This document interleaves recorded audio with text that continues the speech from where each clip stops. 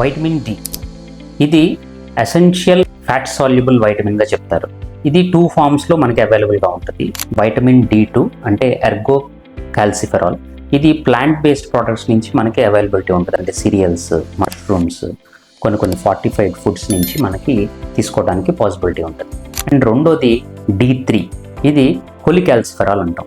ఇది మనకి animal products నుంచి కానీ లేకపోతే సన్లైట్ నుంచి మనకి డైరెక్ట్గా మన స్కిన్కి ఎక్స్పోజ్ అయినప్పుడు మాత్రమే అవైలబుల్లోకి వచ్చేది కొలికాల్సిఫెరాల్.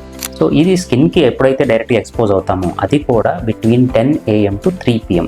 సో ఈ టైంలో మనకి UVB రేస్ అనేవి మన బాడీ మీద డైరెక్ట్గా పడడానికి ఛాన్సెస్ ఎక్కువగా ఉంటాయి. సో అందుకని ఈ పీరియడ్లో మనం ఒక 15 to 20 minutes అయిన ఎక్స్పోజర్ ఉంటేనే మనకి ఆ D3 అనేది మన స్కిన్లో నుంచి అబ్జర్వ్ అవడం జరుగుతుంది. అయితే స్కిన్లో అబ్జర్వ్ అవడం మాత్రమే కాదు, అది లివర్కి చేరి లివర్ నుంచి మళ్ళీ కిడ్నీస్కి చేరి సో కిడ్నీలో మనకి 125 డైహైడ్రాక్సీ వైటమిన్ D3 కింద చేంజ్ అయ్యి దీంట్లో మనకి ఈ లివర్ హెల్త్, కిడ్నీస్ హెల్త్ కూడా ఇంపార్టెంట్ అని అర్థం చేసుకోవాలి.